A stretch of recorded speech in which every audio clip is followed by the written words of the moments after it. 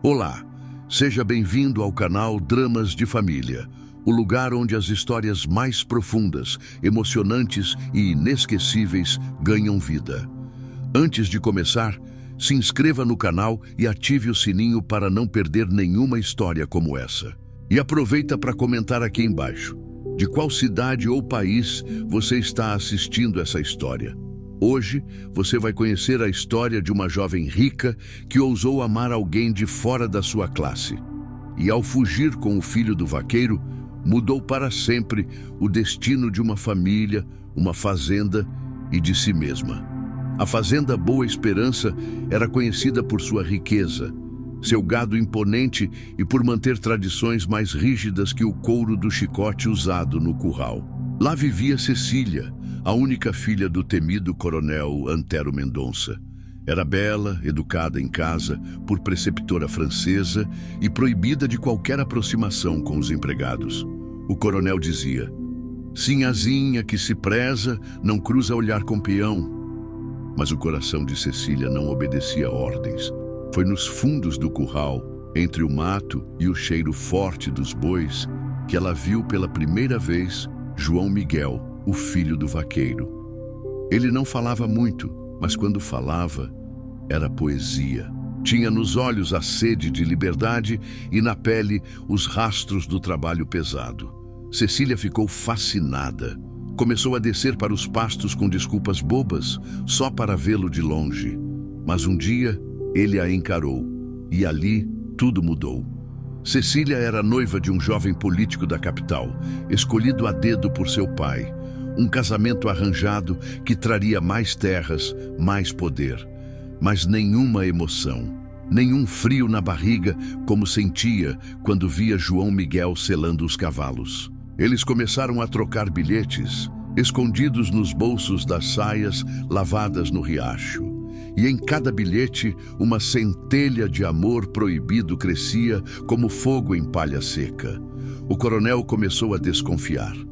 Mandou vigiar a filha, colocou os empregados contra os empregados. Mas amor não se prende com grades nem com ameaças. Uma noite, sob o luar silencioso, Cecília entrou no celeiro e beijou João Miguel pela primeira vez.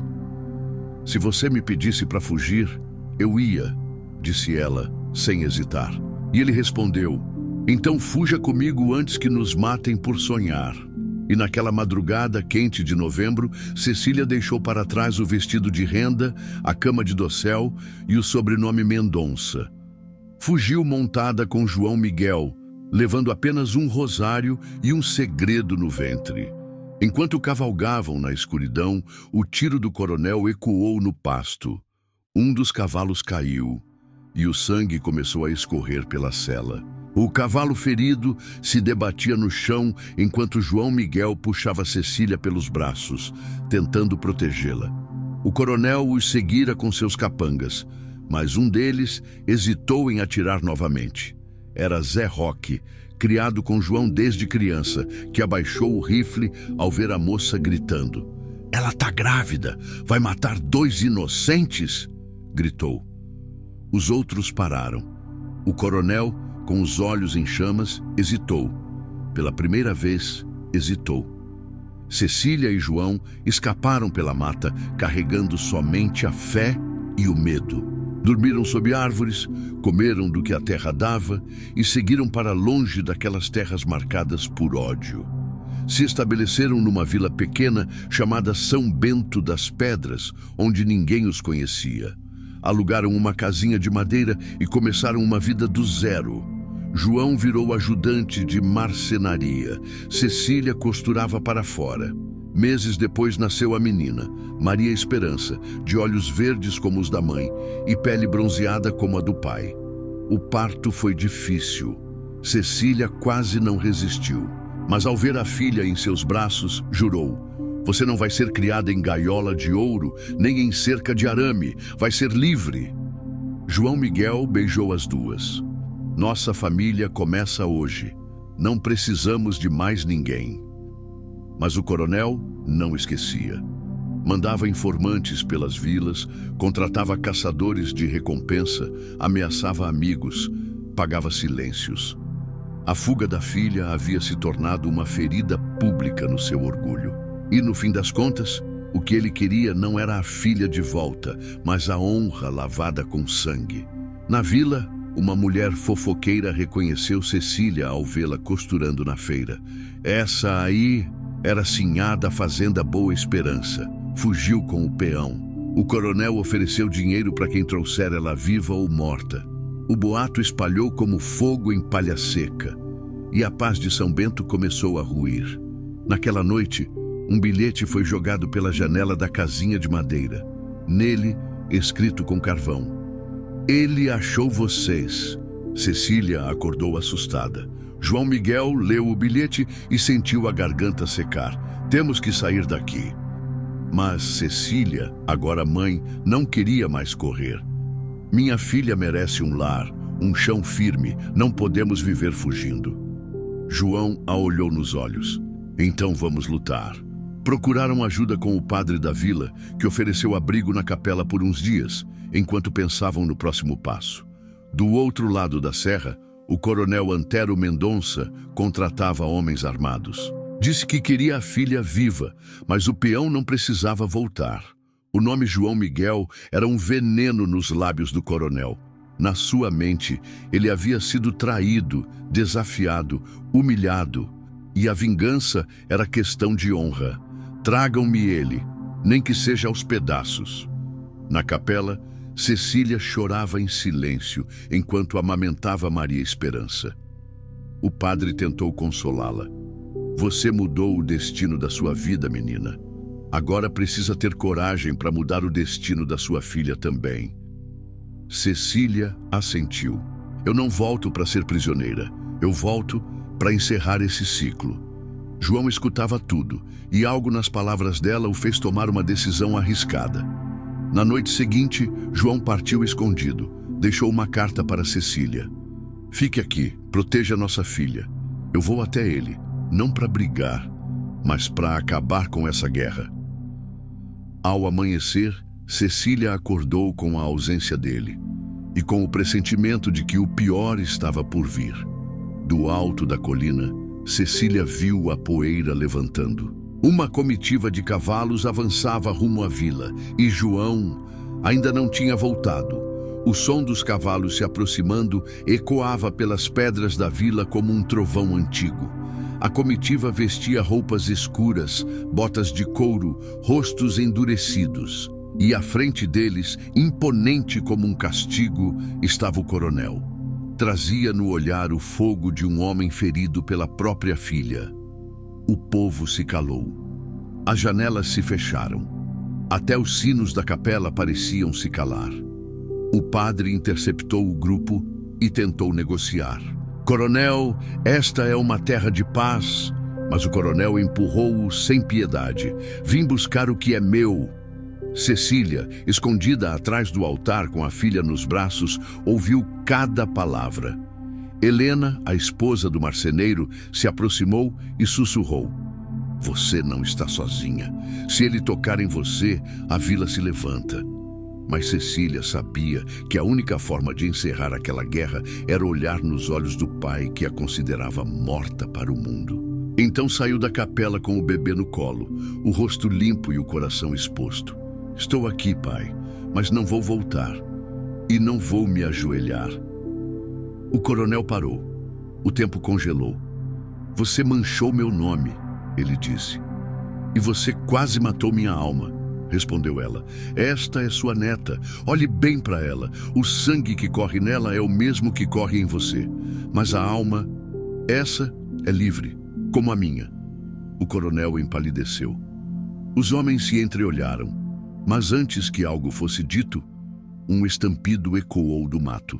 Um dos homens do coronel caiu no chão, atingido, e do alto da trilha surgia João Miguel com um rifle nas costas e as mãos erguidas.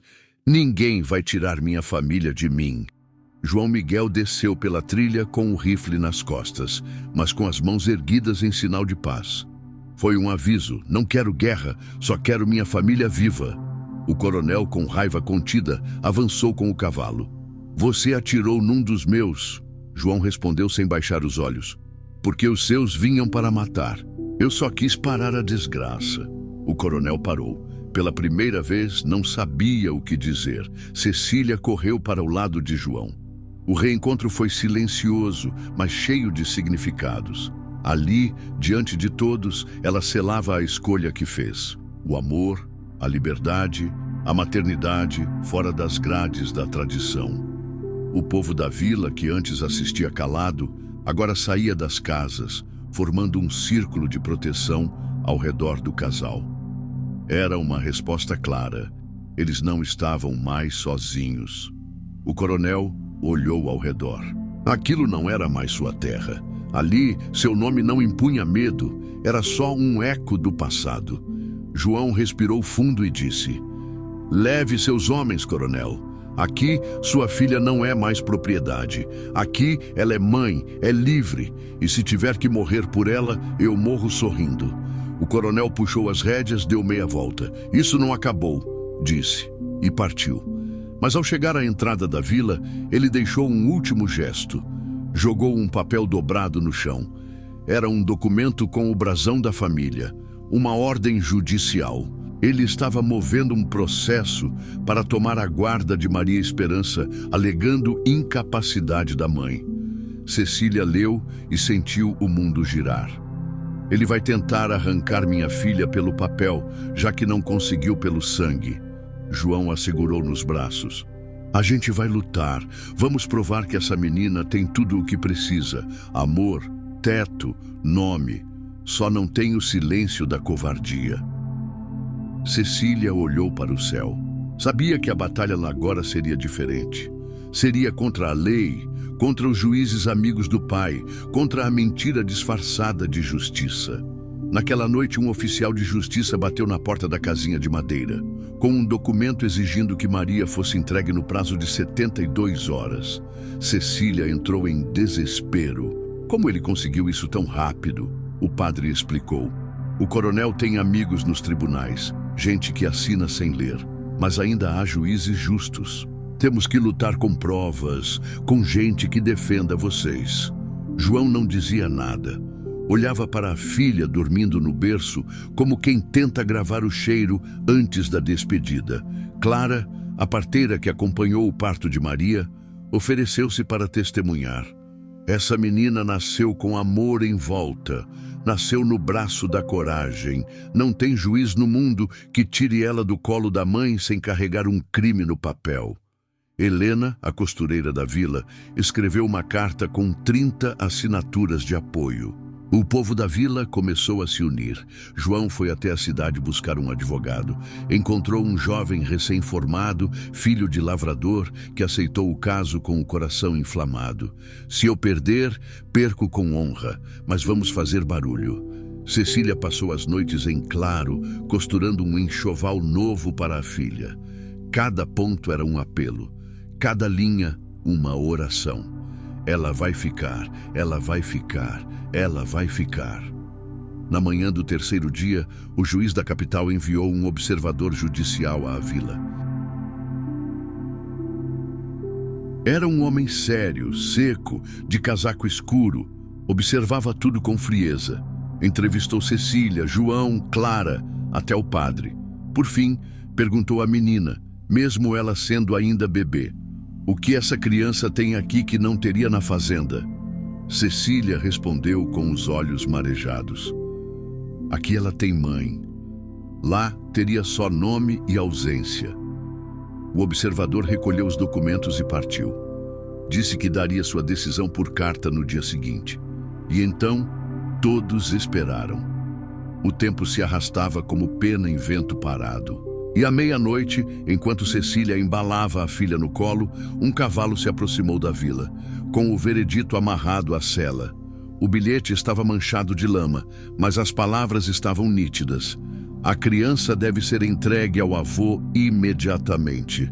Ao ler a decisão, Cecília caiu de joelhos. Gritou como se estivessem arrancando sua alma pela garganta.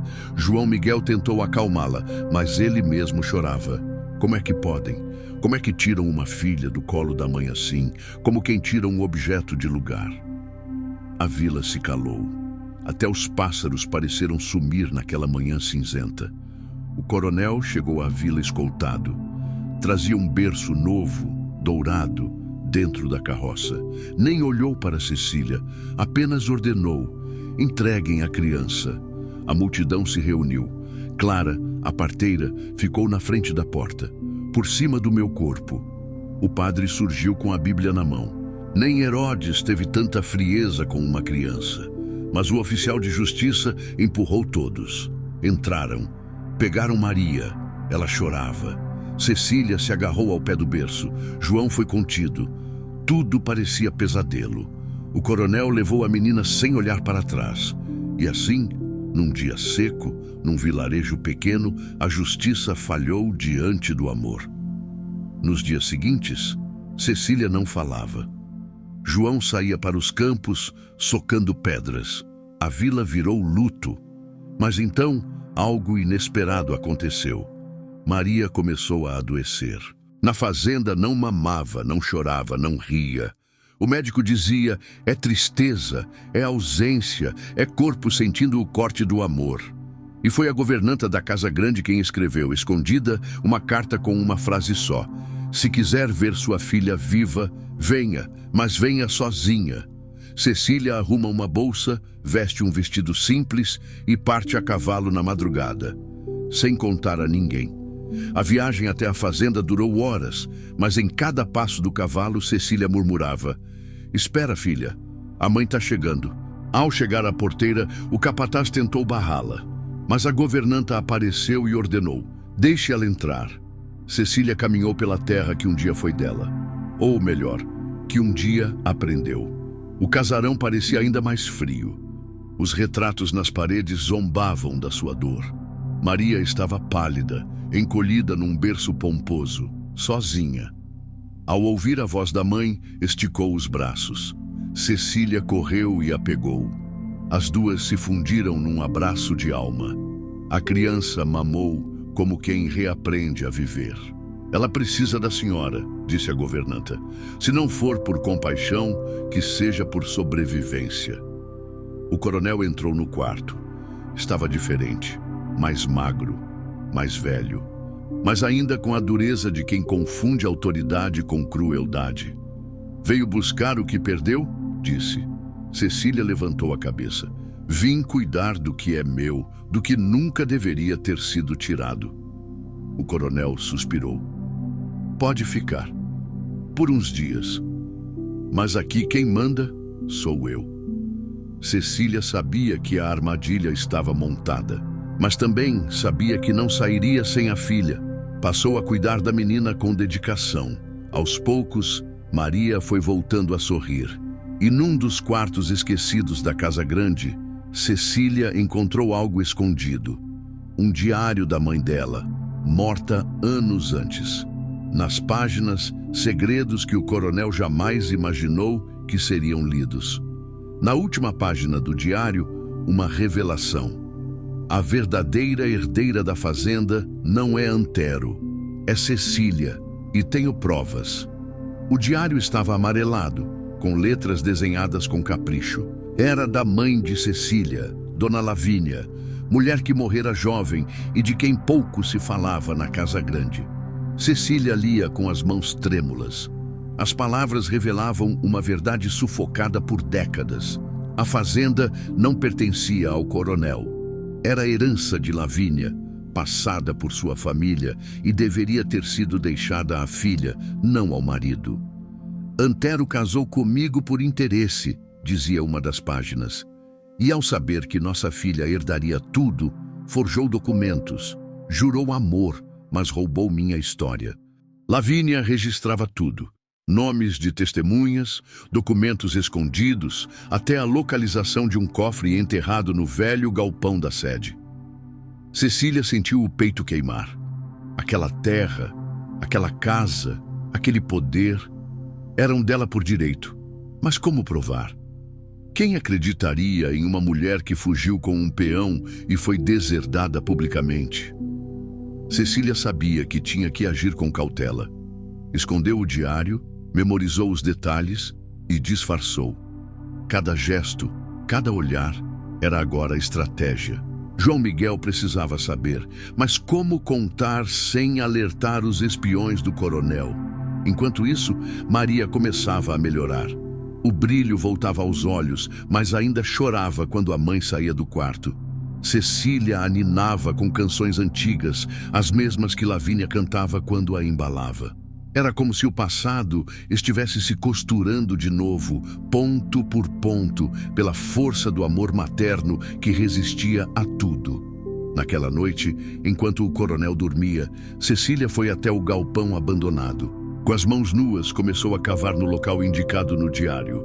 A madeira rangia, a terra era dura, mas enfim encontrou um cofre pequeno, enferrujado, e dentro dele, certidões, cartas, testamento original e um broche com as iniciais de Lavínia. Ao virar-se para sair, uma voz cortou a escuridão. "O que você está fazendo aí, menina?" Era o capataz do coronel, com a espingarda apontada. O capataz chamava-se Bento. Era homem de poucas palavras e lealdade antiga. Mas ao ver o broche de Lavínia nas mãos de Cecília, abaixou lentamente a arma. "Esse broche eu vi sua mãe usar. Era o que ela segurava quando morreu." Cecília mostrou os documentos. "Meu pai enganou a todos. Essa fazenda é minha." Bento olhou em volta e disse: "Tem coisa que nem o coronel pode enterrar para sempre." Bento contou que Lavínia era amada por todos os trabalhadores e que antes de morrer, ela confiou parte dos documentos a uma criada chamada Jacira, que depois desapareceu misteriosamente. Ela fugiu com medo, mas se ainda estiver viva, pode confirmar tudo. Cecília pediu sua ajuda. "Preciso reencontrá-la. Me ajude, por minha mãe e por justiça."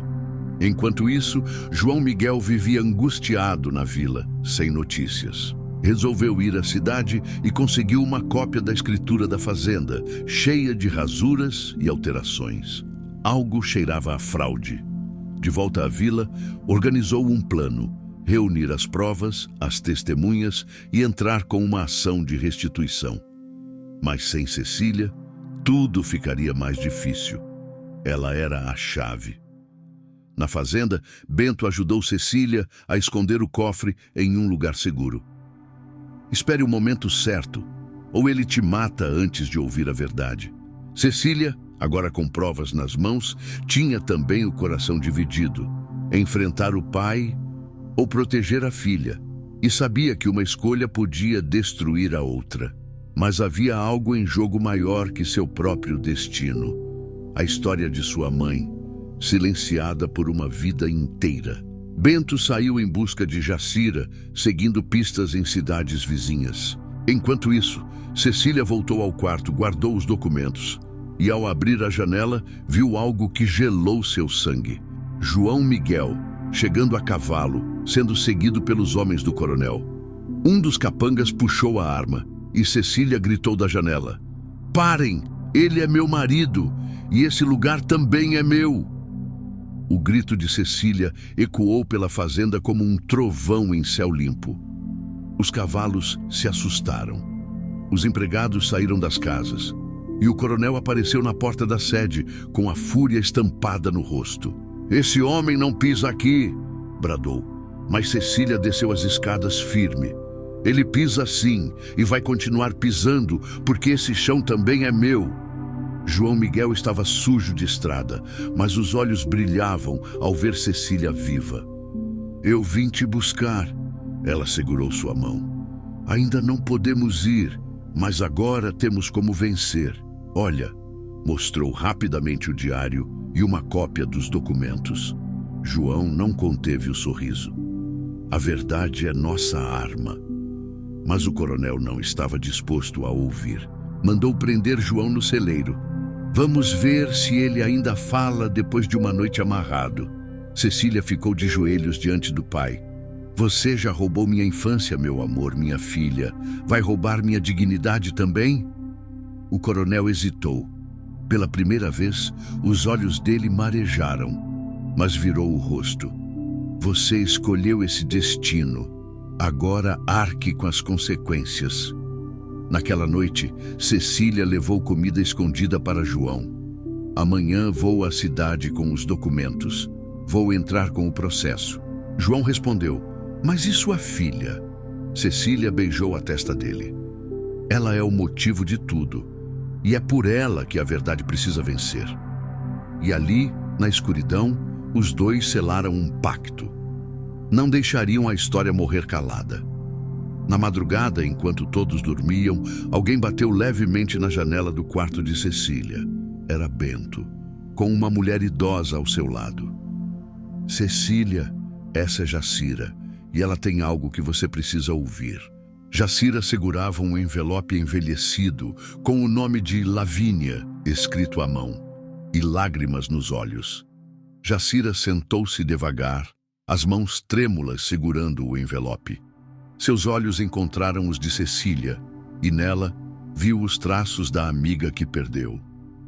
Sua mãe era a mulher mais valente que conheci e também a mais vigiada.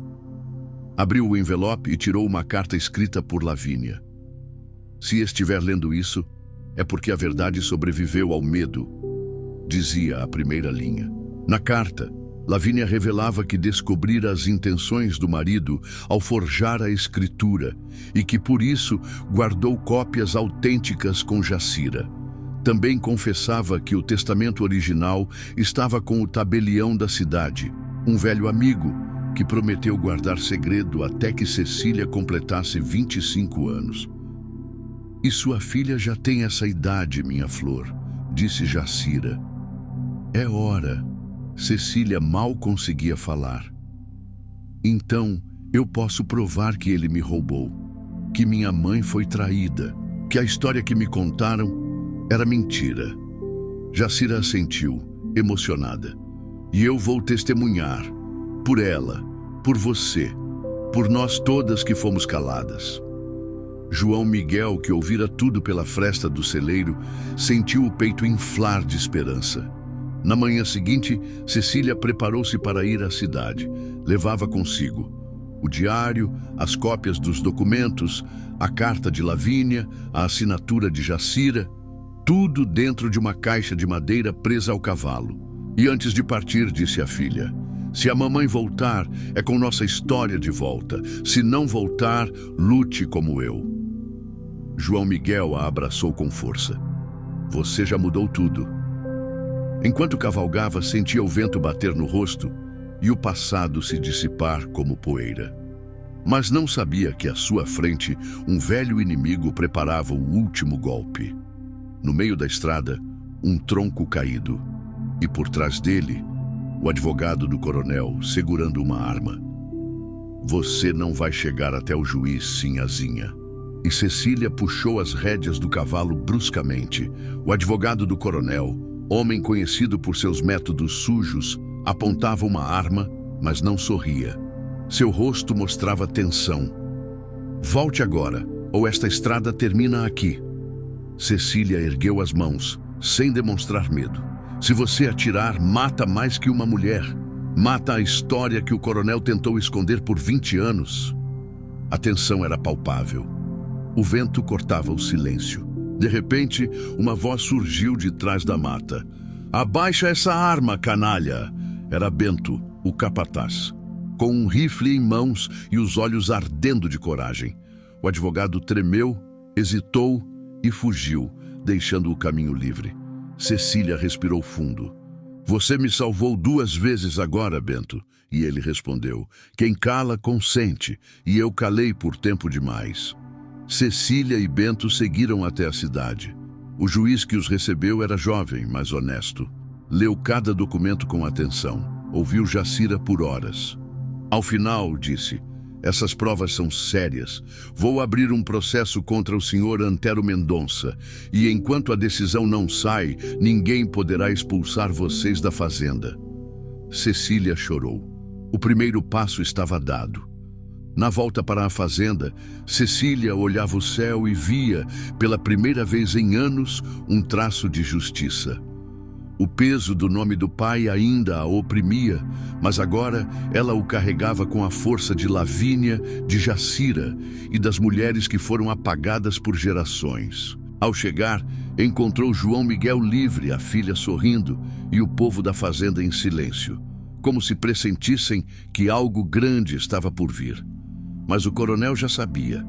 E na varanda da casa grande, com um copo de conhaque na mão, ele murmurava para o advogado ferido: se a lei vai me trair, então será no sangue que resolvo essa guerra.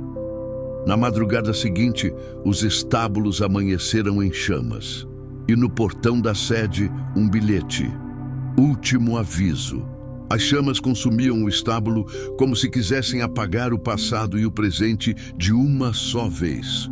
Gritos ecoavam, os empregados corriam com baldes e João Miguel entrava entre o fogo tentando salvar os cavalos. Cecília gritava por ele, mas ele não ouvia. O calor era insuportável e o bilhete no portão ainda queimava mais que o fogo. Último aviso. Foi Bento quem puxou João de dentro das chamas, suado, ferido, mas vivo. O coronel observava de longe do alto da varanda. Não disse uma palavra. O fogo não era apenas destruição. Era aviso, era guerra declarada. Cecília entrou em casa com Maria nos braços e Lavínia no pensamento. Minha mãe resistiu ao medo. Eu também vou resistir. Na mesma manhã, Cecília foi até o galpão com os empregados.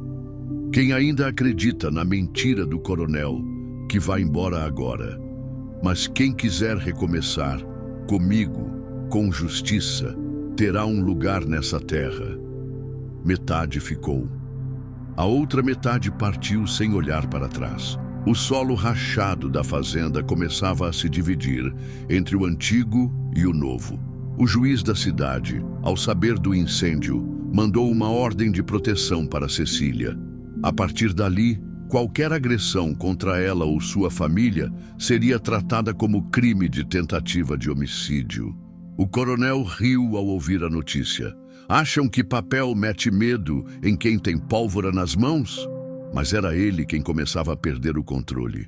À noite, enquanto Maria dormia no colo de Cecília, João a olhou com carinho e disse: você é mais forte do que imagina. Está quebrando uma cadeia de gerações com coragem. Cecília sorriu, mas no fundo sabia. A pior batalha ainda estava por vir.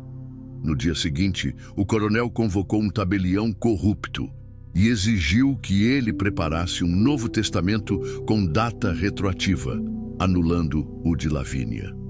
O tabelião chegou à fazenda com cara de poucos amigos. Era velho, curvado, mas tinha as mãos firmes. O coronel o levou para o escritório e fechou a porta. Quero que prepare um testamento como se fosse escrito por Lavínia, antes da morte, deixando tudo em meu nome. O homem hesitou. Isso é crime. E o coronel respondeu com os olhos. E o que não é nesta casa? Enquanto isso, Cecília organizava os documentos para apresentar no cartório da capital. Precisava registrar oficialmente sua posse temporária da fazenda enquanto o processo tramitava. João cuidava dos trabalhadores, reformava os currais e plantava sementes novas. A terra começava a mudar junto com as pessoas, mas o inimigo estava dentro das paredes. O Novo Testamento forjado foi impresso em papel antigo, manchado com café, para simular o tempo. A assinatura falsa foi feita por um especialista pago a peso de ouro. Agora, se a justiça bater aqui, mostro esse papel, disse o coronel. Mas o que ele não sabia era que Bento escutara tudo do outro lado da porta. Na mesma noite, Bento levou uma cópia escondida até Cecília. Ele forjou um Novo Testamento. Aqui está a prova. Cecília ficou pasma. Agora temos mais um crime para provar. Ele não quer apenas manter a fazenda, quer apagar minha mãe da história. Jacira também reconheceu a letra. Isso aí não é dela. Lavínia escrevia com alma. Isso aqui é só tinta suja. Com essas provas, Cecília correu até o juiz. E ele decidiu. Mandarei uma equipe fazer vistoria. E se o documento for falso, mandarei prender o coronel por falsificação, obstrução de justiça e ameaça. O vento da mudança começava a soprar mais forte.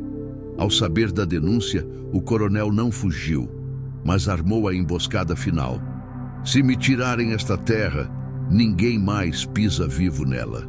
A comitiva judicial chegou à fazenda com 2 policiais, um escrevente e um perito em documentos.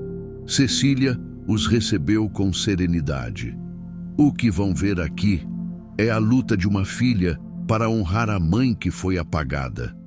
O coronel os recebeu com uísque na mão e desprezo nos olhos. Perdem tempo, aqui só tem passado e papel velho. Mas o perito foi direto, comparou a letra do Testamento Novo com as cartas de Lavínia e declarou: é falso. O juiz foi enfático. Senhor Antero Mendonça, o senhor está preso em flagrante por falsificação e tentativa de obstrução judicial. O coronel riu. Acham que me levam assim, feito cachorro velho? E então puxou uma pistola do cofre. A arma foi apontada para Cecília. O juiz gritou. Os policiais sacaram as deles, mas quem se moveu primeiro foi Bento. Com um empurrão, tirou Cecília da linha de tiro e levou o disparo no peito. João correu para cima do coronel, que foi contido com violência. Gritos tomaram a casa grande. A história estava manchada de sangue.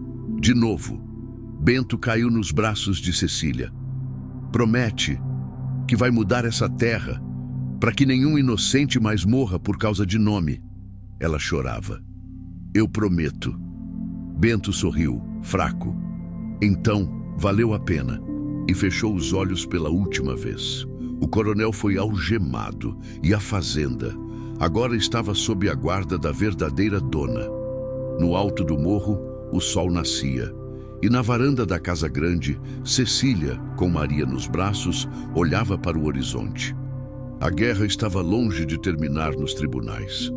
Mas naquele dia, a verdade voltava a morar onde sempre foi sua casa. No meio da noite, Cecília encontra um envelope deixado no quarto por Bento, com uma carta que começa dizendo: se você estiver lendo isso, é porque cumpri meu dever.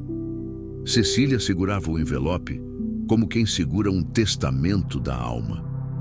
As letras firmes, escritas à mão, pertenciam a Bento, o homem que tinha sido capataz, guardião e, no fim, mártir de uma história que não era sua, mas que ele escolheu proteger. A carta começava com doçura rara. Minha sinhazinha, eu vivi tempo demais calado, mas nunca deixei de lembrar que você era diferente, que era feita de justiça. Bento contava como ouvira, escondido, as últimas conversas de Lavínia antes de sua morte. Como a patroa temia pelo destino da filha, como chorava ao ver Antero transformar amor em propriedade. Bento escreveu: a gente nasce pobre, mas não precisa morrer omisso. E ainda revelou algo que Cecília jamais imaginaria. Ele foi quem ajudou Lavínia a esconder os primeiros papéis no velho galpão. A carta também continha instruções. Havia uma chave amarrada à folha. Atrás da capela há um baú. Nele estão os registros de nascimentos dos empregados que o coronel apagou dos livros. Crianças que nunca tiveram nome, mulheres que deram à luz nas sombras. Se você quiser mudar essa fazenda, comece por dar a eles o que nunca tiveram: existência. Cecília chorou em silêncio. Na madrugada fria, sozinha na varanda, entendeu que a herança que ela lutava para reconquistar não era só de terras ou documentos. Era de histórias silenciadas, vidas esquecidas, nomes que nunca foram chamados em voz alta. E agora era sua responsabilidade honrar tudo isso. Na manhã seguinte, com a chave nas mãos, Cecília foi até os fundos da capela. Atrás de uma moita espinhenta, encontrou o baú. Ao abrir, sentiu o cheiro da madeira antiga e do passado pulsante. Os papéis estavam lá, nomes, datas, origens. Ela apertou o peito, tomada por uma certeza: a verdadeira justiça estava apenas começando. Entre os registros, Cecília encontrou um nome inesperado: João Miguel Mendonça, filho bastardo reconhecido e apagado pelo coronel.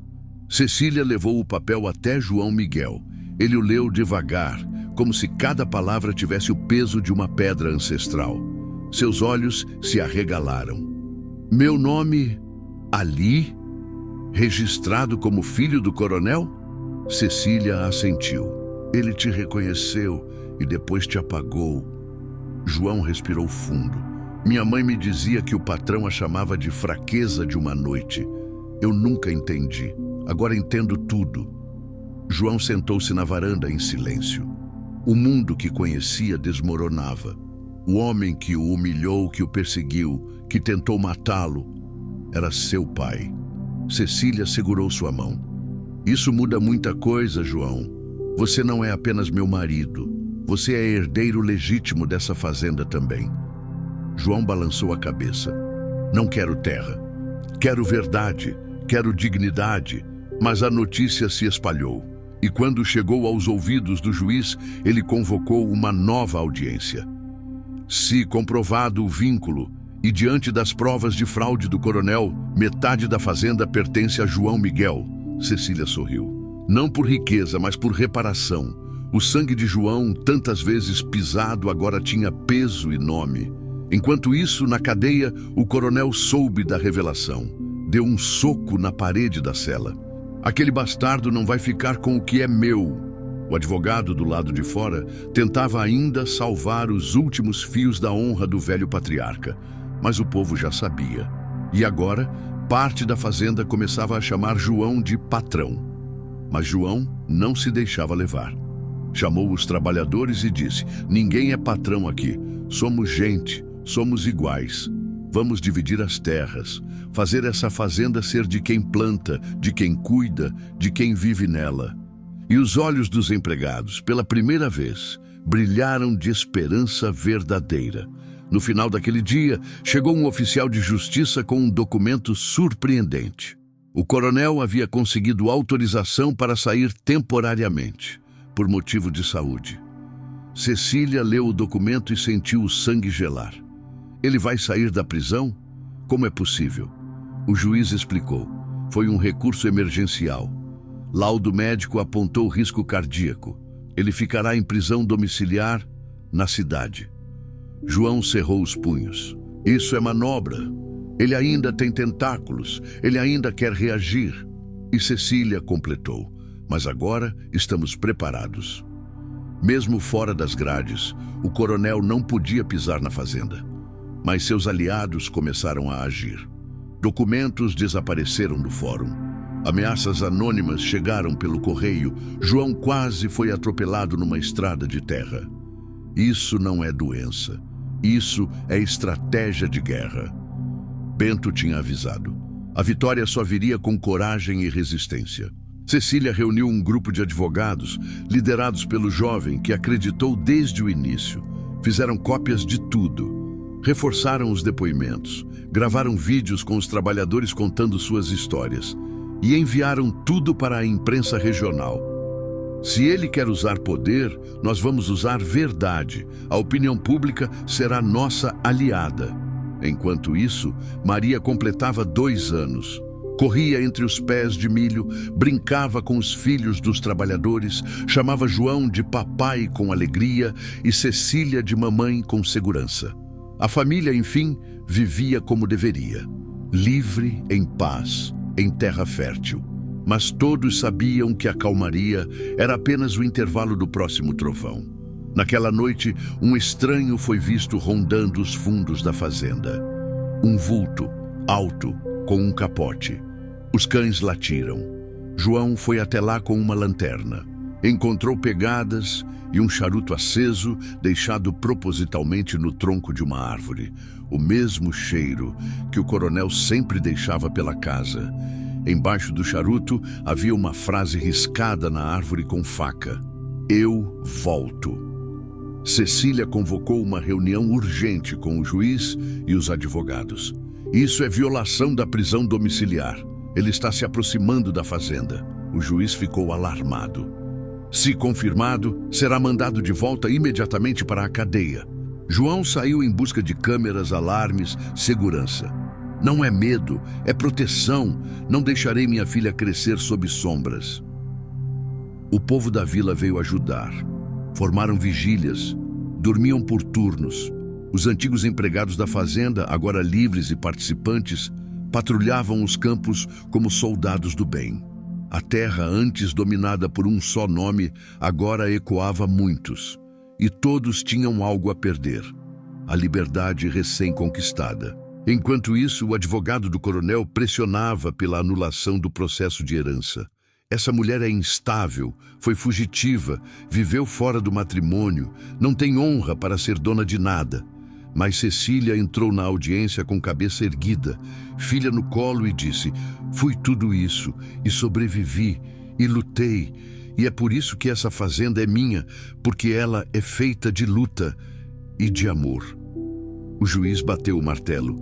A herança de Lavínia será respeitada. João Miguel será reconhecido como filho legítimo. E a fazenda será dividida entre eles, com direito de posse e administração total à filha do sangue e da coragem. A sala explodiu em aplausos. Mas do lado de fora, uma carruagem preta aguardava. João saiu por último do fórum. Quando se aproximou do cavalo, ouviu o estalo de um gatilho e então o tiro. Cecília correu até o som e encontrou João caído no chão com sangue na camisa e uma carta presa ao peito. Agora estamos quites. Cecília gritou com a alma rasgando o peito. João! Correu até o corpo estendido no chão. O sangue escorria devagar pela camisa, mas ele ainda respirava. Com as mãos trêmulas, ela puxou a carta do peito dele. Estava escrita com caligrafia firme. Agora estamos quites. Você me roubou minha filha. Eu te roubo o coração. Era a assinatura do próprio coronel. A ambulância demorou a chegar. Cada minuto parecia uma eternidade. João abriu os olhos por um segundo. Não chora, meu amor. Você já venceu. Cecília não conseguia responder. Só sabia apertar a mão dele com força, como se pudesse impedir a morte de levá-lo. Mas o tempo corria contra eles, e o passado, mais uma vez, cobrava um preço alto demais. No hospital, o médico deu o veredito. Ele perdeu muito sangue. O tiro atingiu o fígado. Se sobreviver, será um milagre. Cecília ficou à beira da cama, com a filha no colo, contando histórias antigas para manter a esperança viva. Lembra quando a gente fugiu no meio da noite? Lembra quando você jurou que tudo ia dar certo? Sussurrava. Pois então, agora é sua vez de cumprir. Do lado de fora, o povo da fazenda se organizava. Queriam justiça. Queriam a prisão definitiva do coronel. Queriam paz. O juiz foi informado da tentativa de assassinato e decretou a prisão preventiva e imediata de Antero Mendonça. Mas quando a polícia chegou à casa onde ele cumpria prisão domiciliar, o coronel já havia fugido. Na cela vazia, encontraram apenas uma garrafa de conhaque e uma frase escrita no espelho com batom vermelho. Quem nasceu dono, não morre servo. Cliffhanger. E naquela mesma madrugada, alguém bateu à porta do hospital, entregando a Cecília um envelope com a letra de Lavínia, escrito décadas antes. Cecília abriu o envelope como quem toca em relíquias sagradas. A carta trazia um perfume suave, desbotado pelo tempo, mas ainda presente. A letra de Lavínia, firme e elegante, preenchia o papel como um sussurro do passado, vindo salvar o presente. Minha filha, se um dia essa carta chegar até você, é porque a verdade venceu o silêncio. Lavínia narrava os dias finais antes de sua morte. Revelava que sabia da traição de Antero, das falsificações, do desprezo disfarçado de casamento. Mas o que mais doía era o medo de que Cecília crescesse acreditando que era menos. Você é filha de uma mulher forte e herdeira de tudo que o amor constrói e o medo tenta destruir. No final, um pedido: perdoe meu silêncio, filha. Ele foi minha forma de te proteger. Cecília leu a carta em voz alta no hospital. Ao terminar, sentiu que algo dentro dela se firmava como raiz em terra molhada. Agora entendo tudo. Agora sou inteira. Pegou a mão de João e disse: você precisa viver, meu amor, para ver a fazenda que a gente vai reconstruir, para ensinar Maria a plantar, colher, resistir. Ele apertou os dedos dela levemente, um sinal de que ainda lutava. A imprensa já sabia de tudo. As manchetes estampavam a história. Coronel foge após tentar matar o filho bastardo. A população se revoltou. Pichações tomaram os muros da cidade. Justiça para Cecília, prisão para Antero. O nome da antiga Sinhazinha virava símbolo de luta. O Brasil profundo começava a ouvir, enfim, a voz de uma mulher esquecida que se recusava a calar. Naquela noite, a luz piscou no quarto do hospital. Cecília sentiu um arrepio, olhou pela janela e do outro lado da rua, parado sob um poste, estava ele, o coronel, encapuzado, imóvel, olhando para o quarto do próprio filho. Quando os seguranças correram até lá, o vulto desapareceu. Mas no banco onde ele esteve, havia uma boneca de pano, a mesma que Lavínia costurou para Cecília quando bebê. Cecília abraçou a boneca como se fosse um pedaço da infância que voltava quebrado. Ele sabe tudo. Ele quer mexer com o meu psicológico. O segurança confirmou. Nenhuma câmera captou o rosto.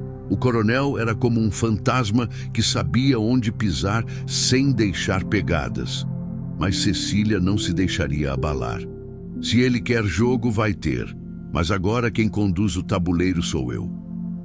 No dia seguinte, ela convocou uma coletiva com a imprensa local. Mostrou os documentos, leu trechos da carta da mãe, revelou a tentativa de assassinato. Eu não quero vingança, quero justiça. Quero viver numa terra onde minha filha cresça sem medo. Onde o sobrenome não seja um castigo. Os aplausos foram espontâneos. A mulher que fugira com o filho do vaqueiro agora falava para o país inteiro. João teve uma leve melhora. Mexeu os olhos, apertou os dedos com mais força. Você é luz, Cecília, murmurou com dificuldade. Ela beijou sua testa. Você é raiz, João. Eu sou a árvore e Maria será a flor. A esperança renascia como primavera em terra castigada. Mas o coronel seguia à solta e perigoso. Na mesma tarde, o juiz recebeu um dossiê misterioso, deixado na porta do fórum. Continha provas de outros crimes do coronel. Tráfico de influência, ocultação de heranças, registros apagados. Quem havia enviado? Ninguém sabia. Mas o conteúdo era devastador. Até seus aliados começaram a abandoná-lo. Na fazenda, enquanto o povo colhia a primeira safra sem ordens, um avião cruzava o céu. Era a notícia voando e também, talvez, a sombra de um fim próximo. Na manhã seguinte, um corpo foi encontrado no rio atrás da fazenda, com um anel gravado com as iniciais AM. A comoção foi imediata. A notícia se espalhou como fogo em capim seco.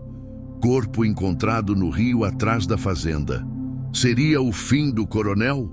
A polícia cercou a área. O corpo estava inchado, mas o anel era inconfundível. AM, Antero Mendonça. Cecília foi chamada para reconhecer. Ao olhar o rosto mesmo deformado, seus joelhos tremeram. É ele?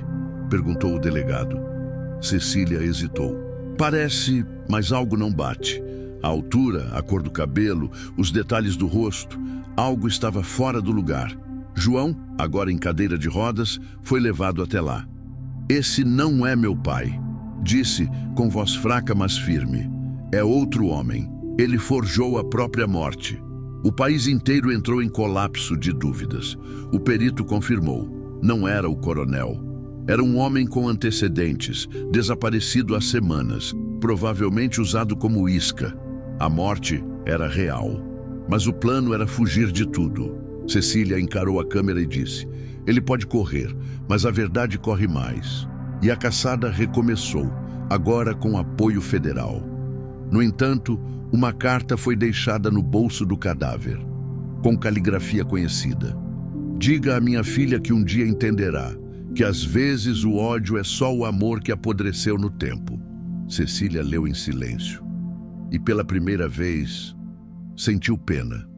Mas compaixão não anula justiça.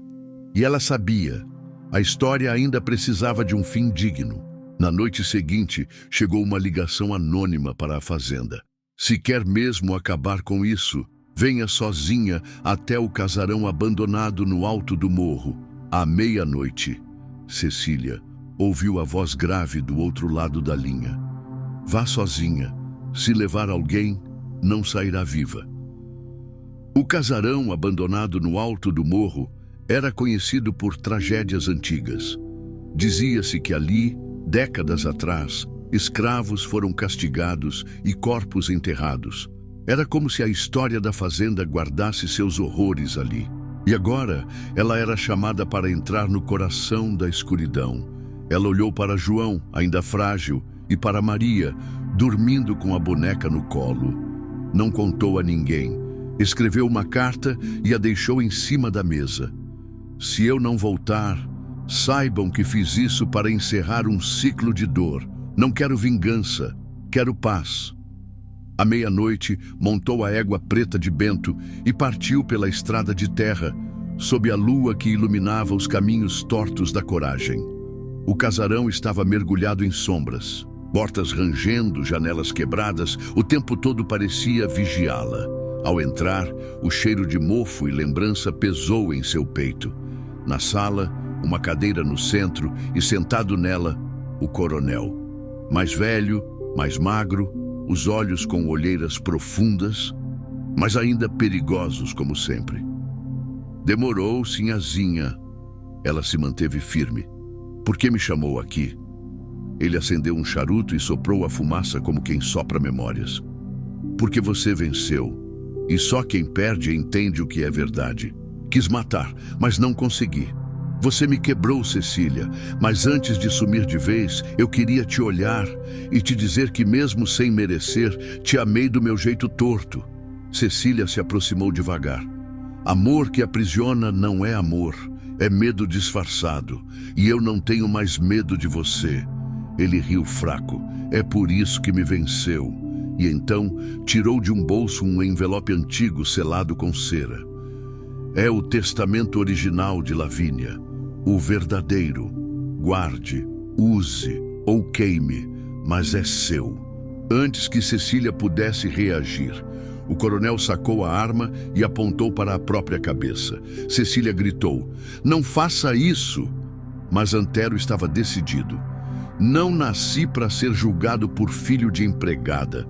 Não vou morrer em cela. Eu fiz a história dessa terra e é nela que quero terminar. O dedo dele tremia no gatilho, mas os olhos estavam fixos nela. Me odeie, mas me escute. Cecília recuou um passo. Não vou carregar sua culpa também. Ele hesitou. Por um segundo, a mão afrouxou. As palavras de Cecília atingiram mais fundo do que ele imaginava. Eu sou sua filha, mesmo que você nunca tenha sido meu pai de verdade. E mesmo assim, estou aqui. Não por você, mas por mim, por minha filha, por minha mãe, por todos os que você calou. As lágrimas desceram no rosto do coronel. O silêncio durou uma eternidade, até que ele soltou a arma. Ela caiu no chão com um som seco. Antero chorava. Eu enterrei meu coração no dia em que entreguei Lavínia à morte. Cecília se aproximou, pegou a arma e o envelope. Você vai responder pelos seus crimes, mas hoje escolheu não ser um assassino. Ele balançou a cabeça. Tarde demais.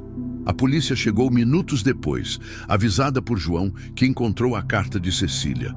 Antero foi algemado sem resistência. Desta vez eu vou, disse quase aliviado. A fazenda está em boas mãos. E, pela primeira vez, chamou João de filho. Cuida dela, meu filho. Cuida do que eu destruí. João não respondeu, mas seus olhos já não ardiam de ódio. Na delegacia, Cecília entregou o testamento de Lavínia. O juiz ficou em silêncio por longos minutos. É a última peça do quebra-cabeça. Está feito. A fazenda agora é oficialmente sua, legal e moralmente. Cecília não sorriu, apenas respirou fundo, como quem, enfim, se liberta de séculos de correntes invisíveis. De volta à fazenda, ao abrir a velha sala de Lavínia, Cecília encontra um retrato escondido atrás de um quadro. Nele sua mãe, ao lado de um homem que não era o coronel. O retrato era antigo, em preto e branco, mas as expressões estavam claras como o dia. Lavínia sorria como nunca Cecília a vira sorrir antes. E ao lado dela, um homem moreno, de olhos doces e roupas simples. Quem é ele? Cecília se perguntava.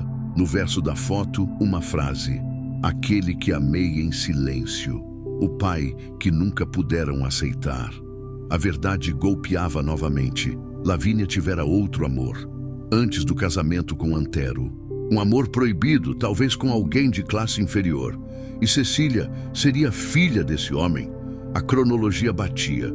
O testamento, os segredos, o desprezo do coronel, tudo fazia sentido agora.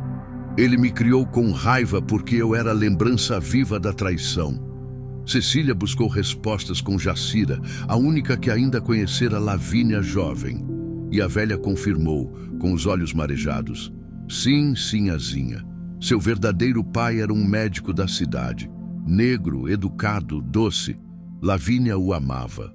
Mas o pai dela obrigou o casamento com Antero. Ele nunca soube que você era filha de outro. Lavínia escondeu até o fim. A revelação a sacudiu por dentro. Era como nascer de novo, com uma nova raiz. E não era vergonha, era honra. Minha mãe amou com verdade e foi silenciada por isso. Cecília disse em frente ao retrato. Decidiu então, mandaria restaurar a foto e a colocaria na entrada da fazenda. Que todos vejam quem foi Lavínia e quem eu sou. Mas ao tentar encontrar o nome do homem, descobriu que ele tivera um filho, ainda vivo, um irmão, um parente perdido no tempo, que talvez agora pudesse resgatar outro pedaço dessa história enterrada. Cecília viaja até a cidade vizinha, e quando bate na porta da casa simples, um homem idoso abre e diz: "Você tem os olhos da minha mãe." O homem chamava-se Elias. Era filho do mesmo médico que amara Lavínia. Cecília sentiu um nó na garganta. Você é meu irmão?" Elias sorriu. "Sou se você for filha de quem eu penso." Mostrou uma caixa de cartas antigas. Lavínia escrevia ao pai dele escondido. Uma delas dizia: "Nosso amor vive em Cecília." Os dois se abraçaram como se o tempo tivesse esperado esse momento por toda a vida. Eram estranhos e ao mesmo tempo conhecidos. Sangue de Lavínia corria nos dois. Elias contou que sempre soube que o pai amara alguém da fazenda, mas nunca imaginou que havia uma filha. "Agora entendo porque sonhava tanto com cavalos e mulheres fortes." Brincou emocionado. Cecília o levou à fazenda, apresentou Maria, João, e quando o povo a viu chegando com Elias ao lado, entendeu. A história continuava, agora com raízes profundas e frutos novos. Lavínia não tinha morrido em vão. Seu amor, seu sacrifício e sua coragem atravessaram gerações e floresceram em justiça. A foto foi colocada na entrada da sede. Lavínia e o homem que amava. E embaixo, uma placa de bronze.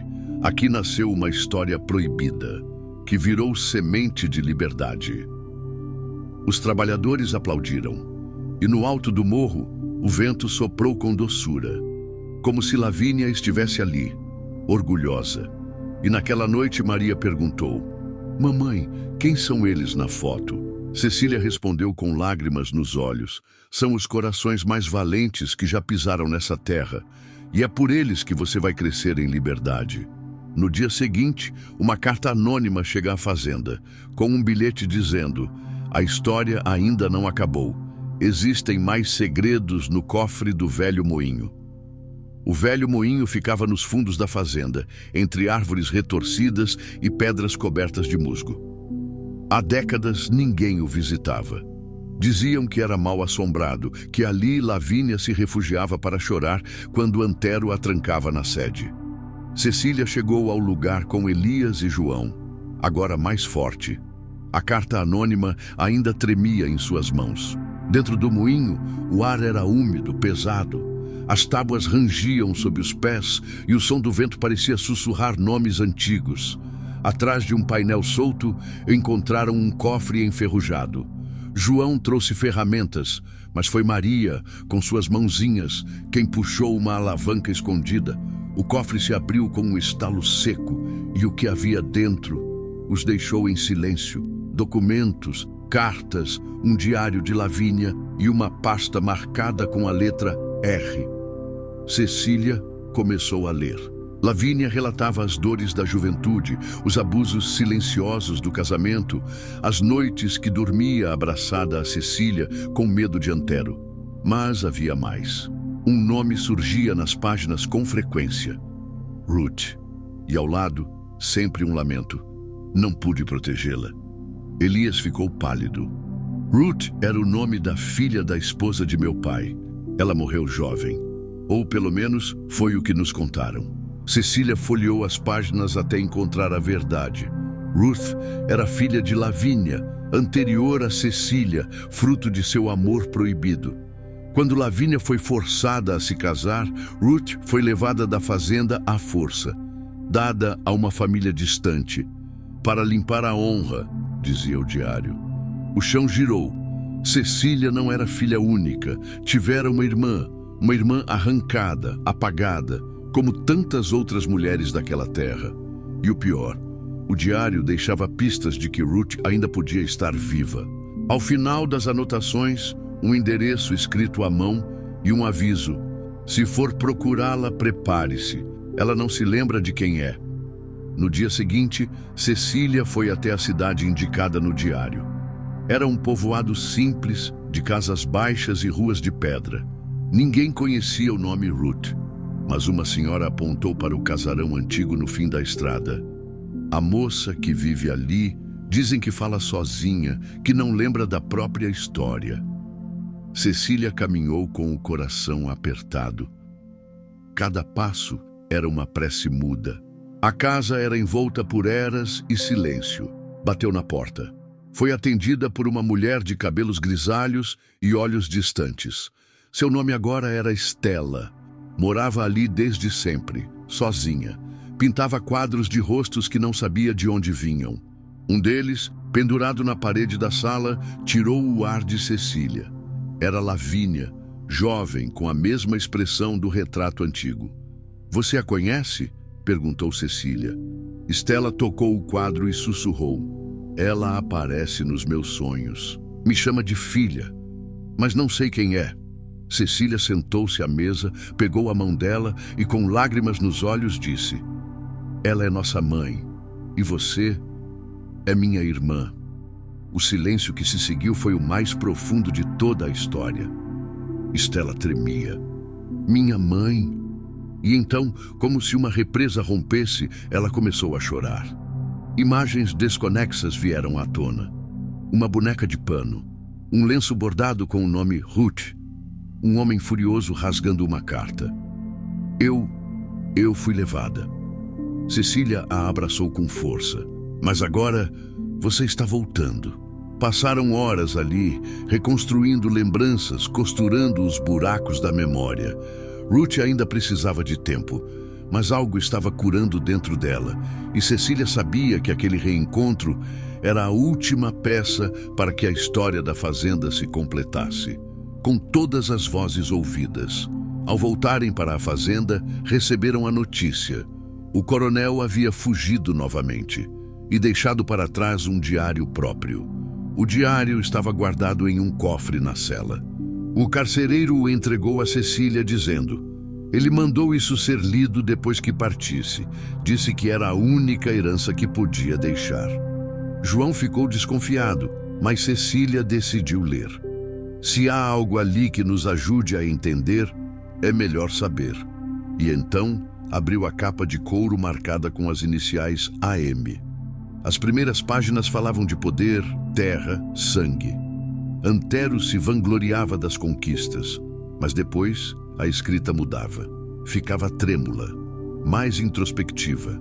Ele contava como se apaixonara por Lavínia, mas não soube amá-la. Ela me olhava como quem espera algo que eu não sabia dar. confessava o medo de Elias, o ciúme de João, o ressentimento de Cecília. Mas havia uma confissão mais profunda. Antero dizia ter matado o pai de Lavínia. Ele descobriu que ela ainda escrevia para o médico. Me ameaçou. Eu o empurrei na escada e deixei que dissessem que foi acidente. Cecília fechou os olhos. A mancha de tragédia ia além do que ela imaginava. O passado estava repleto de sangue oculto. No final, uma última página, escrita com dor. Não espero perdão, mas deixo este diário para que minha filha saiba que, ainda que maldito, eu a vi. Eu soube quem ela era e me doeu. Cecília chorou, não por compaixão, mas por fim. Era o encerramento de uma história feita de silêncios, omissões e verdades sufocadas. Ela reuniu os trabalhadores, a família, os vizinhos. Leu trechos do diário em voz alta. E no fim disse: a fazenda tem nova história agora, e ela será escrita por todas as vozes que antes foram silenciadas. A multidão aplaudiu, mas no fundo da multidão, um vulto observava, um homem de chapéu, com os olhos do coronel. Quando João correu até ele, já havia sumido. No chão, apenas um papel com 4 palavras. Ainda não terminei, filha. Cecília sentiu o gelo subir pelas costas. Ele está vivo e perto. A carta era recente, escrita com a mesma caligrafia do diário. João reforçou a segurança da fazenda, mas Cecília sabia. O coronel não buscava apenas poder.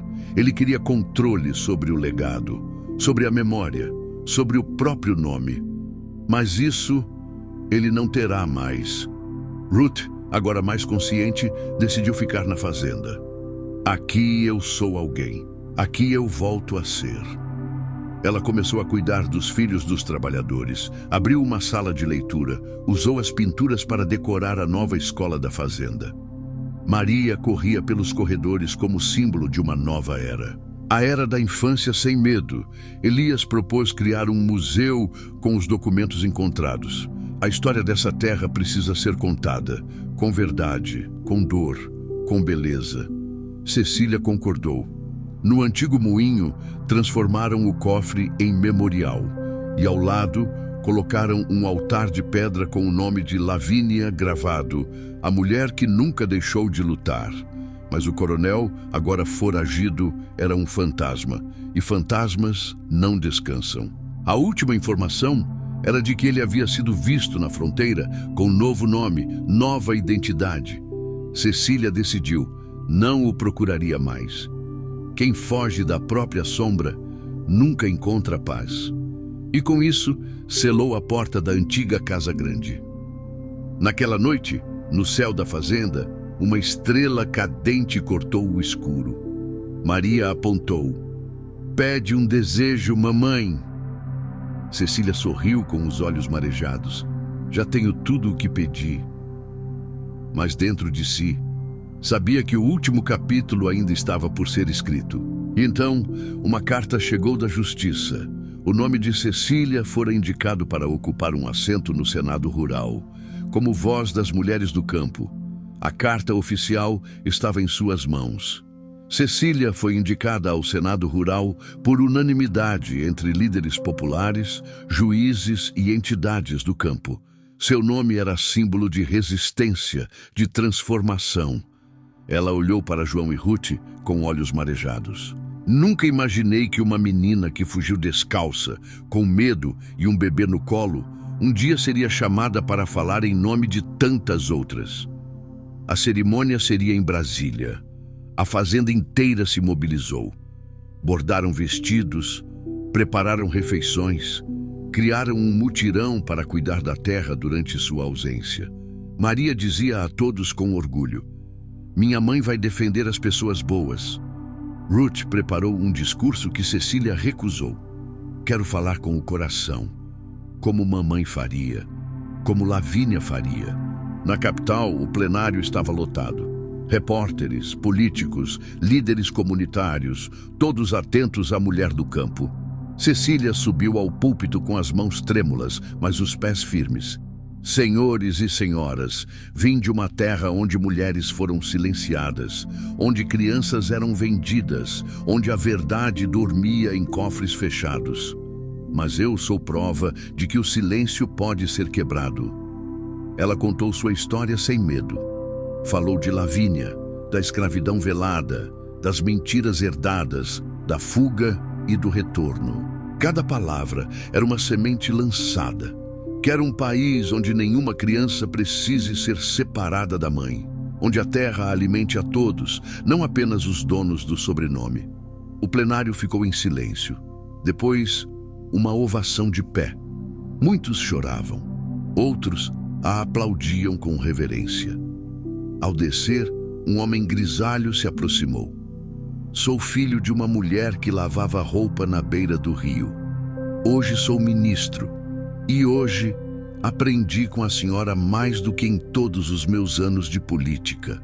Cecília agradeceu com um sorriso tímido, mas dentro dela sabia que a maior vitória era voltar para casa com a cabeça erguida. Ao retornar à fazenda, encontrou Maria com um papel nas mãos.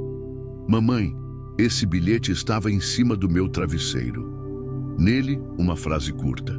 Agora você tem muito a perder. Cecília tremeu ao ler o bilhete. A caligrafia era tremida, mas familiar. Era do coronel.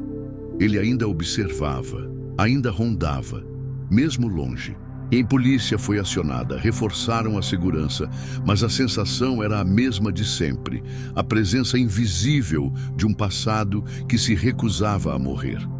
João olhava pela janela todas as noites. Ruth, mais sensível, rezava baixinho no quarto. Na vila, boatos surgiram. Alguém teria visto o coronel em um povoado próximo, disfarçado, pedindo abrigo como andarilho. Cecília decidiu não mais viver no medo. Reuniu os trabalhadores e disse: se ele quiser guerra, encontrará uma muralha feita de memória, justiça e coragem. Nós somos herdeiros da verdade. A fazenda vibrou em uníssono. João escreveu uma carta aberta, publicada nos jornais da região. Sou o bastardo renegado, mas me tornei homem digno, pai, agricultor e marido de uma mulher que devolveu cor aos nossos dias. Que o coronel veja, ele perdeu o poder, mas nós não perderemos a paz. A repercussão foi imensa. Entidades de todo o país mandaram apoio, mas na calada da noite, a energia da casa caiu. O gerador foi sabotado, os bois fugiram do curral e na porteira encontraram uma cruz de madeira fincada na terra com as iniciais CV, Cecília Valença. O recado estava dado. Ele ainda queria ver sangue. Era o último ato de um homem afundado na própria loucura. Ao amanhecer, Cecília se ajoelhou no altar do moinho e acendeu uma vela para Lavínia. Minha mãe, me dê força, porque essa história precisa de um fim, e precisa ser agora. Na mesma tarde, um telefonema anônimo revelou: o coronel estava escondido na fazenda vizinha, e doente, muito doente. A notícia caiu como um raio. Antero Mendonça estava escondido em um casebre da fazenda vizinha, sendo cuidado por um vaqueiro antigo. A polícia não sabia, o juiz também não. Cecília reuniu a família.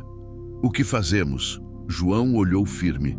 Vamos até ele, não para vingança, mas para encerrar esse ciclo com a verdade que ele tanto tentou fugir. Foram até lá com o coração na mão. A casa era simples, de barro e madeira. Dentro, deitado em um colchão gasto, Antero mal respirava. Os olhos fundos, a barba por fazer. Cecília entrou primeiro. Ele a olhou e tentou rir.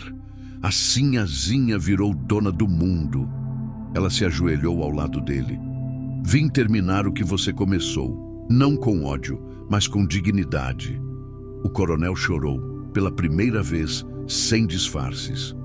Matei sonhos, destruí famílias, mas fui vencido por uma mulher que deveria ter sido minha esperança. João entrou em seguida. Não disse nada. Apenas tirou o chapéu e fez um sinal de respeito. Ruth observava da porta com os olhos marejados. E pensar que tudo isso Podia ter sido amor, murmurou. Cecília segurou a mão de Antero. Você pode partir em paz, se quiser. Ele tossiu forte. Não mereço paz, mas obrigado. E com um último suspiro, fechou os olhos. Antero Mendonça estava morto. Não pelas mãos de seus inimigos, mas pelo peso da própria consciência. E naquele momento, algo se quebrou dentro da fazenda. Como se o tempo finalmente recomeçasse. A notícia se espalhou. Houve quem lamentasse. Houve quem agradecesse. Mas todos concordavam em uma coisa. A era do medo havia acabado. Dias depois do enterro, Cecília recebeu um envelope lacrado com o selo da fazenda e um testamento desconhecido dentro dele. O envelope estava intacto, como se nunca tivesse sido tocado. Dentro, um testamento manuscrito anterior ao oficial. Nele, Antero declarava que deixava a fazenda em nome de Cecília, mas com uma condição, que fosse criado um espaço de memória para todos os trabalhadores que ali viveram sem nome. Quero que a história deles também seja contada, dizia. Cecília chorou ao ler. Ele finalmente entendeu. Junto do documento, havia também um relicário de prata. Dentro, um fio de cabelo castanho claro. E um bilhete com 3 palavras. Perdão por Lavínia. Ruth tocou no relicário com reverência. Nossa mãe merece cada homenagem que pudermos dar. E Elias propôs: vamos construir o memorial dos invisíveis, para que ninguém mais seja esquecido. A fazenda virou símbolo nacional. Escolas mandavam excursões. A imprensa documentou cada passo da transformação. Crianças aprendiam sobre justiça. Mulheres encontravam inspiração. E os trabalhadores, finalmente, tinham seus nomes gravados nas paredes da memória. A terra, antes marcada por gritos, agora florescia com canções. Cecília foi chamada a receber uma comenda de honra, mas recusou. Quem merece homenagem são os que vieram antes, os que plantaram com as mãos e colheram com dor. Eu só colhi o que Lavínia semeou. Maria, agora crescida, lia o diário da avó todos os dias. Quero ser como ela, quero mudar o mundo com palavras, dizia. Mas ao final daquela semana, alguém bateu à porta da sede da fazenda. Um rapaz, com traços familiares e olhos intensos, segurava um envelope e disse: sou filho de um dos homens que Lavínia salvou e tenho algo que pertence a vocês. Cecília abriu o envelope e viu uma foto que Lavínia tirou com 3 crianças pequenas e uma delas não era conhecida por ninguém da fazenda. Cecília olhou fixamente para a fotografia. Reconhecia Lavínia segurando Cecília bebê, Ruth ao lado, ainda pequena. Mas havia uma terceira criança. Um menino de cabelos encaracolados, olhos vivos e um sorriso doce. Quem é ele? Perguntou com a voz presa na garganta. O rapaz à porta respondeu: meu nome é Damião e ele era meu pai. Um menino salvo por Lavínia nos tempos da escravidão tardia. O rapaz explicou: meu bisavô era um escravo fugitivo, acolhido secretamente por Lavínia nos porões da fazenda. Ele teve um filho, criado às escondidas por ela, como filho do coração. Mas quando Antero descobriu, mandou afastar todos. Meu pai foi levado para o sertão. Cresceu ouvindo histórias de uma mulher que chamava de Anjo Branco. Cecília sentiu o chão abrir. Sua mãe havia amado muito mais gente do que os registros contavam. Lavínia fora abrigo de crianças sem nome, vozes apagadas, mães feridas. Era uma guardiã da esperança. Damião entregou mais fotos, cartas e um diário curto escrito pelo pai dele. Ela me chamava de Benjamim. Disse que isso significava filho do futuro. Ruth leu em voz alta um dos trechos. Se um dia alguém reencontrar essas palavras, diga a Cecília que eu sempre sonhei em voltar para aquela terra e plantar flores no túmulo da mulher que me salvou. E ali, naquela sala, mais um laço perdido foi amarrado. Cecília abraçou Damião. Essa terra também é sua. Sua história corre ao lado da nossa. No dia seguinte, mandaram gravar uma nova placa no Memorial dos Invisíveis. Aqui também descansam os filhos do coração. Porque amor é semente que rompe até o cimento da injustiça. Ao revirar a última caixa de Damião, Cecília encontra uma carta nunca aberta, endereçada a ela, assinada por Lavínia. A caligrafia era delicada, o papel já amarelado, mas o conteúdo cortava fundo. Lavínia escrevia para Cecília, mesmo sem saber se ela leria um dia. Minha filha, se estas palavras te alcançarem, é porque resististe. É porque o sangue que pulsa em ti venceu a força que tentou te calar. Cecília lia com os olhos marejados, sentindo a voz da mãe sussurrar por entre as linhas. Lavínia confessava culpas. Não fui perfeita, tive medo. Me calei quando devia gritar, mas nunca deixei de amar. E se você um dia olhar para trás e não entender meus silêncios, lembre-se, eles foram gritos que o mundo não quis ouvir. Ruth segurava sua mão e Damião abaixava a cabeça. Todos estavam tocados. A dor da mãe agora se tornava consolo. O trecho final era um bálsamo e uma bênção. Cecília, filha do amor, irmã da coragem, herdeira da esperança, reconstrua essa terra não com os tijolos que te feriram, mas com as sementes que nós escondemos no coração. Viva com ternura, ame com bravura e, se possível, perdoe, porque só o perdão constrói o que o ódio destruiu. A carta foi colocada num quadro de vidro, no altar do moinho. João pediu silêncio e fez uma oração.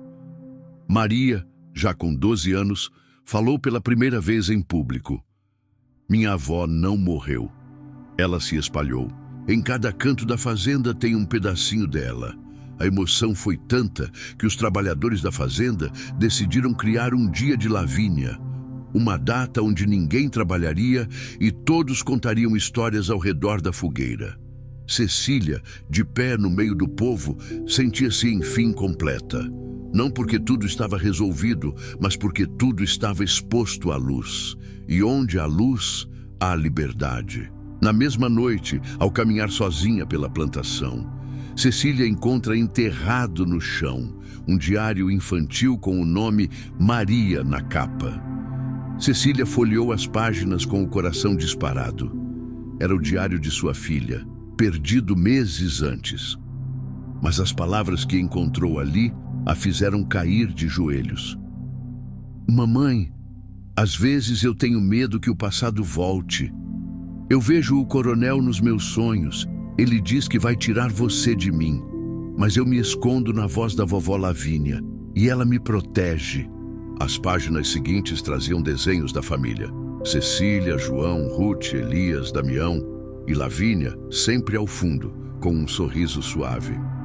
Eu não conheci minha avó, mas sei que ela vive dentro de mim. Ela me ensina a ser forte quando os colegas riem, porque minha mãe é filha do vaqueiro. Cecília chorava.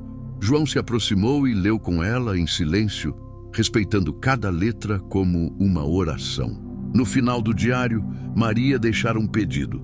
Mamãe, se um dia eu sumir nos meus pensamentos, me ache com uma canção, aquela que você cantava quando a gente fugia, porque nessa canção eu me sinto livre. Cecília compreendeu. Mesmo com o passado resolvido, as feridas seguiam vivas em sua filha, e ela precisaria cuidar com ainda mais ternura. Decidiu então que criaria, ao lado da escola da fazenda, um centro de apoio emocional para as crianças e mulheres da região. Nossas dores precisam de escuta, não podemos enterrar mais nenhum silêncio. Ruth e Elias abraçaram a ideia. Damião se comprometeu a ajudar. Maria, ao saber, sorriu. Vai se chamar Casa da Vovó Lavínia? Cecília riu e assentiu. Vai sim, porque ela é o coração de tudo isso. E naquela noite, pela primeira vez em anos, todos dormiram em paz. A história já não era um fardo, era herança viva. No alvorecer do dia seguinte, Cecília acorda com o cheiro de rosas e encontra sobre sua cama um bilhete assinado por uma mulher desconhecida. Minha filha também era sua. O bilhete era assinado por uma mulher chamada Sofia. No papel, um pedido. Eu fui ama de leite de Lavínia e criei uma menina nascida do ventre de outra, mas entregue ao silêncio. Essa criança cresceu com seu nome, mas sem sua história. Ela é parte de vocês. Cecília estremeceu. A história não terminava. Se abria em novos galhos. Sofia havia morrido há pouco, mas deixara cartas, documentos e um diário confirmando. Havia uma terceira filha, entregue por Antero a uma família influente da capital, registrada com outro nome. A menina chamava-se Clara, agora mulher feita, e trabalhava como enfermeira em um hospital rural. Cecília via a imagem dela e reconhecia o sangue nos olhos. Com o apoio de João e Ruth, foi até a cidade. Encontrou Clara no fim do expediente, cansada, de jaleco e sorriso tímido. Ao ver Cecília, estranhou. "Nos conhecemos?" perguntou. Cecília sorriu com os olhos marejados. "Ainda não, mas você é a última parte que faltava na história que a gente vem tentando completar há gerações." Contou tudo. Clara chorou. Primeiro de choque, depois de emoção, por fim, de alívio. "Eu sempre me senti fora do lugar, como se minha história estivesse em outro tempo." Foram juntas à fazenda, e ali, diante da antiga casa grande, Clara tocou o chão e disse: "Agora eu sei onde pertenço." A família, enfim, estava inteira. Naquela noite, todos se reuniram sob o céu estrelado. João tocava violão, Maria recitava poesias de Lavínia, e Cecília, com as 3 irmãs ao redor, disse em voz firme: "A história desta terra foi feita de dor, mas será contada com esperança, porque o amor sempre encontra um jeito de florescer." Mensagem final. Quando a verdade encontra coragem, nasce o perdão. E quando o perdão se junta ao amor, nenhum passado é forte o bastante para apagar o futuro.